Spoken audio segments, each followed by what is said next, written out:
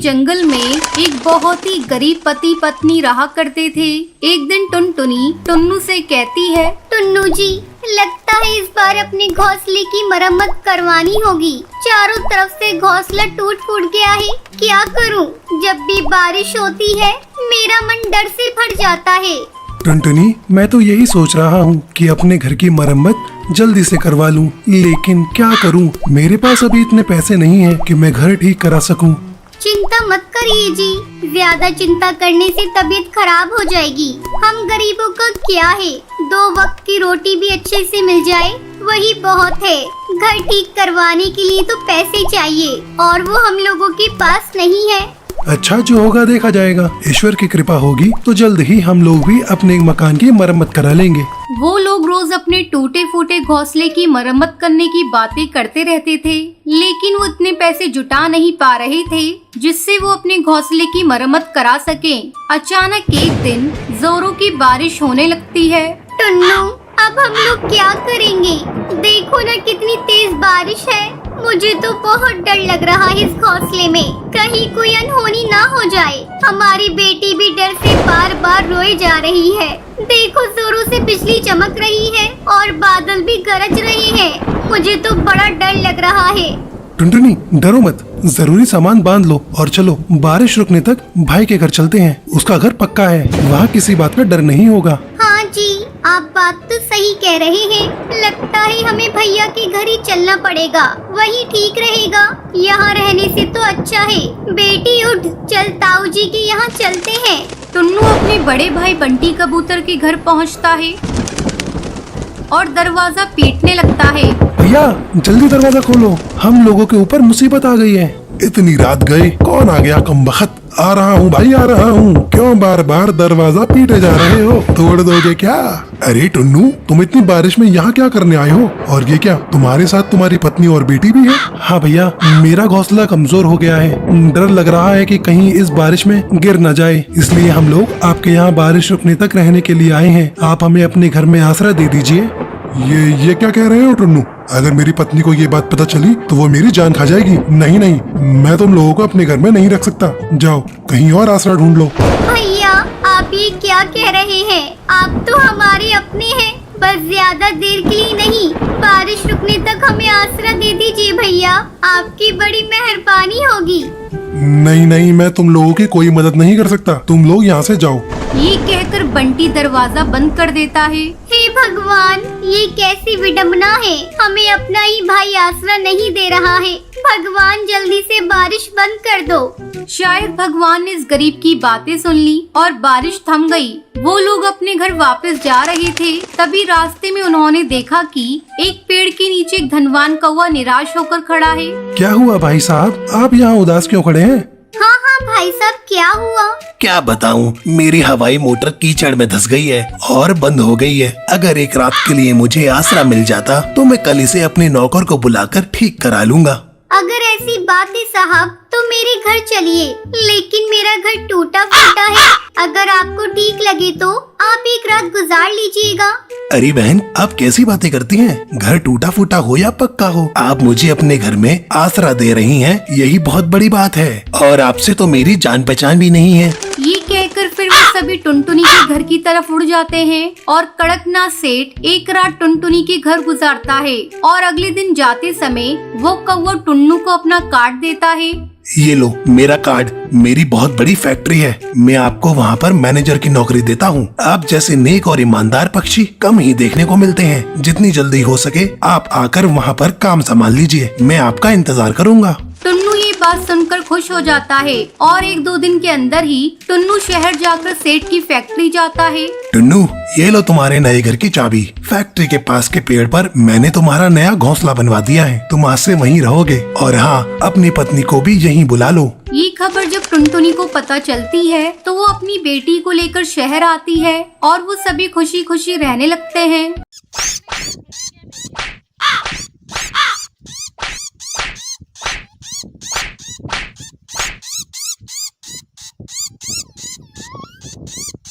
एक बहुत बड़े जंगल में सारे पक्षी मिलजुल कर रहा करते थे। उसी जंगल में कड़कनाथ कौवे का भी परिवार रहा करता था। कड़कनाथ कौवे का एक बेटा था कालू कौवा। वो बहुत ही शरारती था। उसने जंगल के सारे पक्षियों के नाक में दम कर रखा था। एक बार की बात है, बहुत दिनों बाद टुनटुनी चिड़िया माँ बनी थी। उसके घर में खुशियों का माहौल था। एक दिन टुनटुनी चिड़िया अपने पति बंटी से बातें कर रही थी। बंटी, बड़े दिनों बाद भगवान ने हमें माँ बाप बनने का सुख दिया है। हम अपने बच्चे को कोई कष्ट नहीं होने देंगे। हाँ टुनटुनी, तू ठीक कह रही है। और हम अपने बच्चों को अच्छे संस्कार देंगे ताकि वो बड़े होकर जरूरतमंदों की सेवा कर सकें और सबका आदर सत्कार करें। हाँ जी, ये बात तो सही है, लेकिन हमें एक बात का ध्यान रखना होगा कि वो कभी भी कालू कौवे से दोस्ती ना करे। आपने देखा है ना, कालू कौवा सभी पक्षियों को कैसे परेशान करता रहता है।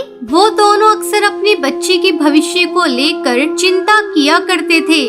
धीरे धीरे समय गुजरने लगता है। एक दिन बंटी भोजन की तलाश में जा रहा था। तब टुनटुनी अपनी बेटी से कहती है, भूरी बेटी, हम लोग भोजन की तलाश में जा रहे हैं। तुम घोंसले में ही रहना। अगर कालू कौवा तुमसे खेलने को कहेगा तो तुम उसके साथ मत खेलना। ठीक है माँ, मैं घोंसले में रहकर आपका इंतजार करूंगी और किसी के साथ खेलने बाहर नहीं जाऊंगी। दोनों पति पत्नी निश्चिंत होकर चले जाते हैं। उनके जाने की थोड़ी देर बाद कालू कौवा वहाँ आता है।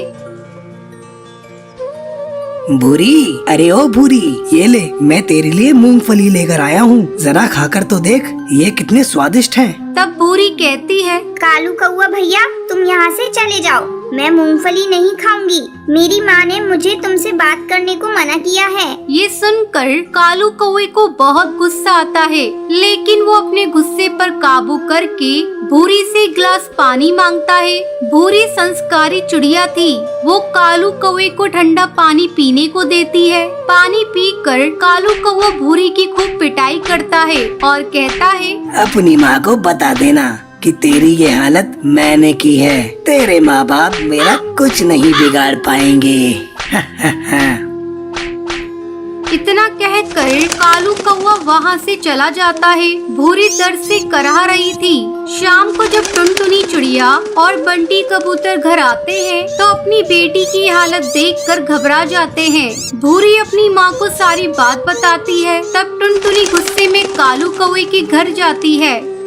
उस समय कालू कौवे का पिता कड़कनाथ घोंसले के बाहर ही बैठा था। कड़कनाथ भैया, आपके बेटे ने मेरी बेटी को मार मार कर अधमरा कर दिया है। अपने बेटे को संभालो, नहीं तो एक दिन तुम्हें रोना पड़ेगा। टुनटुनी की आवाज सुनकर सुंदरी कौवी घोंसले से बाहर निकलती है। टुनटुनी चिड़िया, जब से तुम माँ बनी हो तुम बहुत घमंडी हो गई हो। मेरा बेटा तुम्हारी आंखों में चुभने लगा है। ये देखो, मेरा बेटा बैठकर पढ़ाई कर रहा है। कल उसका इम्तिहान है। तुम्हारी बेटी झूठ बोल रही है। अब जाओ यहाँ से। अगर तुमने दोबारा मेरी बेटे की शिकायत की तो मुझसे बुरा कोई नहीं होगा। इस घटना के कुछ दिनों तक कालू कौवा शांत रहता है। एक दिन जब वो खेलने जा रहा था तो वो देखता है कि जिगरबाज का बच्चा अपने घोंसले में अकेला था। कालू कौवे से पीट पीट कर अधमरा कर देता है। जब इस बात का पता जिगरबाज को चलता है तब वो अपने साथियों के साथ मिलकर कालू कौवे के घर पर धावा बोल देता है। इस हमले में कालू कौवा और उसका पूरा परिवार खत्म हो जाता है। कालू कौवे के बुरे कर्मों का फल उसके पूरे परिवार को भुगतना पड़ता है। उस दिन के बाद से जंगल के सभी पक्षी खुशी खुशी रहने लगते हैं। ये अफसाना सुंदरवन जंगल का है। टुनटुनी और बंटी कबूतर की शादी को 5 साल हो गए थे, लेकिन आज भी टुनटुनी अपनी शौहर से आंख मिलाने से खौफ खाती थी। अरे टुनटुनी, मेरी चाय कहाँ है? टुनटुनी को बंटी कबूतर से इतना खौफ होता था कि वो अक्सर हड़बड़ाहट में कुछ न कुछ गड़बड़ कर देती थी। जैसे आज भी उसने बंटी कबूतर को चाय देते वक्त चाय का कप बंटी कबूतर पे गिरा दिया। अरे जला दिया। ए भगवान, कैसी बीवी दी है तुमने मुझे। एक भी काम ये चिड़िया कायदे से नहीं करती। मुझसे गलती हो गई। मैं अभी साफ कर देती हूँ, मुझे माफ कर दीजिए। टुनटुनी कितनी भी इल्तिजा करे, लेकिन बंटी कबूतर को उसकी दरख्वास्त सुनाई ही नहीं देती। वो अक्सर छोटी छोटी गलतियों के लिए भी टुनटुनी को मारा करता था। माफ कर दीजिए, मुझे माफ कर दीजिए। टुनटुनी बेचारी रोकर अपना मन हल्का कर लिया करती थी। टुनटुनी की पड़ोसन हरी काकी अक्सर उसके घर आती थी। लगता है बहन आज भी तुझे तेरे शौहर ने पीटा है। नहीं बहन, मेरी ही गलती थी, मैंने उन पर चाय गिरा दी थी। चाय गिरने की वजह से कोई इतना मारता है? मुंह तो देख तेरा पूरा सूज गया है। तू छोड़ क्यों नहीं देती उसको? कैसे छोड़ूं? इनके सिवा और मेरा है ही कौन? 2 साल की थी, मेरे वालिदैन का इंतकाल हो गया। अगर इन्हें छोड़ दूंगी तो मैं कहाँ रहूंगी, क्या खाऊंगी? मैं कैसे इन्हें छोड़ सकती हूँ? तेरे हाथ पैर सलामत हैं, कुछ न कुछ कमाकर तेरा गुजर बसर हो जाएगा, लेकिन तू इसे छोड़ दे, कुछ नहीं होगा। तू अमीर पक्षियों के घर में काम कर लेना। नहीं बाजी, मेरी अम्मा ने कहा था तेरे शौहर के घर से सिर्फ तेरा जनाजा निकलना चाहिए, वरना जंगल के पक्षी क्या कहेंगे। टुनटुनी की पड़ोसन ने उसे कई मर्तबा समझाया, लेकिन टुनटुनी है कि उसकी सुनती ही नहीं। टुनटुनी भी सर झुकाकर उड़ा करती थी, मानो उसका खुद पर से एतबार ही उठ गया था। कुछ महीने बाद बंटी कबूतर टुनटुनी को अस्पताल ले गया। उस डॉक्टर ने टुनटुनी की जांच की। मुबारक हो, आप बहुत जल्दी वालिद बनने वाले हैं। ये तो बहुत अच्छी बात है, लेकिन मोहतरमा लड़का है या लड़की? वो मैं कैसे बता सकती हूँ? तो ऐसा कोई है जो मुझे ये बता सकता है? मैं पैसे देने को तैयार हूँ। मेरा जानना बेहद जरूरी है डॉक्टर साहिबा। डॉक्टर ने कुछ देर सोचा और फिर बोली, ये सब कानून के खिलाफ है, लेकिन आप इन्हें कल वापस ले आइए। ये मेरे पर्सनल क्लिनिक का पता है और 10,000 रूपए लगेंगे। ठीक है डॉक्टर साहिबा, मैं इसके लिए 10,000 देने को राजी हूँ। टुनटुनी घर आई तो परेशान थी। अगर उसके पेट में बेटी हुई तो बंटी कबूतर उसके साथ क्या करेगा? अगले दिन बंटी कबूतर टुनटुनी को डॉक्टर की प्राइवेट क्लिनिक में ले गया। वहाँ डॉक्टर ने दोबारा कुछ जांच की। इनके पेट में बेटी है। मुझे लगा ही था ये मुझे वारिस नहीं दे सकती। अब क्या बेटी पैदा करके कर्ज में डूब जाऊं? मुझे नहीं चाहिए ये बेटी बेटी। तो करना क्या है? करना क्या है? मुझे ये बच्ची नहीं चाहिए। तो क्या इसे गिराना है? डॉक्टर टुनटुनी की ओर देख रही थी, लेकिन बंटी कबूतर बोलने लगा, इसकी जुबान कहाँ खुलेगी मेरे सामने? मैंने बोल दिया ना, बस मुझे बेटी नहीं चाहिए। ठीक है, इनका अबॉर्शन 3 रोज बाद कर सकते हैं। ठीक है। टुनटुनी घर गई और वो बेहद परेशान थी। वो रोने लगी।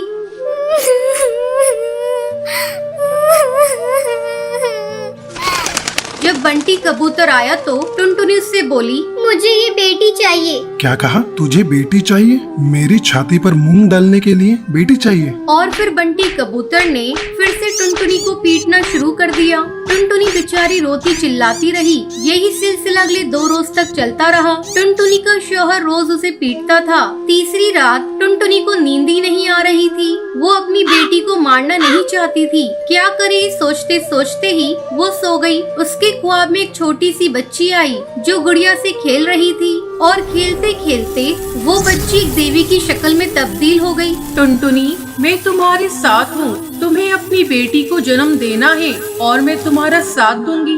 तुम उसे मरने नहीं दे सकती। उठो, उठ जाओ। और हड़बड़ाहट में टुनटुनी की आंख खुल गई। उसने देखा तो सुबह हो चुकी थी। वो वहीं बैठी अपने ख्वाब के बारे में सोच रही थी। चल, वक्त हो गया है, अस्पताल भी जाना है अबॉर्शन कराने। मुझे नहीं जाना है अस्पताल, और न ही मैं अपनी बच्ची को मारूंगी। क्या मुझसे जबान लड़ाएगी? रुक, तुझे अभी ठीक करता हूँ। मैं भी देखता हूँ तुझे मुझसे कौन बचाता है। इस बार जब बंटी कबूतर ने अपना हाथ उठाया तो टुनटुनी ने हाथ रोक लिया और टुनटुनी ने बंटी कबूतर को झाड़ू से मारना शुरू कर दिया। जैसे कुछ अलग ही ताकत उसके जिस्म में आ चुकी थी। छोड़ छोड़, तेरी इतनी मजाल कि तू मुझे झाड़ू से पीटेगी। मेरी बेटी को मारेगा? मार के तो दिखा, तेरा नामो निशान मिटा दूंगी। टुनटुनी ने बंटी कबूतर को जोर से झाड़ू दे मारी और वो सीधा घोंसले के बाहर जा गिरा। आसपास पक्षियों की भीड़ लग गई। टुनटुनी मारते मारते बंटी कबूतर को सीधा पुलिस स्टेशन ले गई। वहाँ टुनटुनी ने बंटी कबूतर और डॉक्टर के खिलाफ केस दर्ज करवाया। ये शख्स मेरा शौहर है, इसने मुझ पर बहुत जुल्म किए हैं, लेकिन आज ये मेरी बच्ची को मारना चाहता है। 10,000 रूपए देकर ये और वो बुलबुल डॉक्टर मिलकर मेरी बेटी को मारना चाहते हैं। टुनटुनी की FIR दर्ज हो गई और बंटी कबूतर और डॉक्टर को गिरफ्तार कर लिया गया। जब टुनटुनी घर लौटी तो जंगल के पक्षियों ने उसका स्वागत किया। तुमने बहुत अच्छा किया टुनटुनी, उसे सजा दिलवा दी। ऐसे के साथ ऐसा ही होना चाहिए था। लेकिन अब मैं क्या करूँगी? मेरी और मेरी बेटी का गुजारा कैसे होगा? देवी माँ सब ठीक कर देंगी। वो एक रास्ता बंद करती हैं तो दूसरा रास्ता खोल देती हैं। मेरे पापड़ का कारोबार है। मुझे हमेशा पापड़ बनाने के लिए खातूनों की जरूरत होती है। अगर तुम चाहो तो मेरे साथ काम कर सकती हो। आपका बहुत बहुत शुक्रिया, आपने मेरी सबसे बड़ी मुश्किल हल कर दी है। उसके बाद टुनटुनी ने पापड़ बनाने का काम शुरू कर दिया। उसकी पड़ोसन और जंगल के सभी पक्षी उसकी मदद कर रहे थे। टुनटुनी खुश थी क्योंकि उसे अपने शैतान शौहर से निजात मिल चुकी थी। कुछ महीनों बाद टुनटुनी ने एक बहुत ही खूबसूरत बेटी को जन्म दिया और टुनटुनी को अपनी बेटी की पैदाइश से बहुत सारी खुशियाँ हासिल हो गई थी।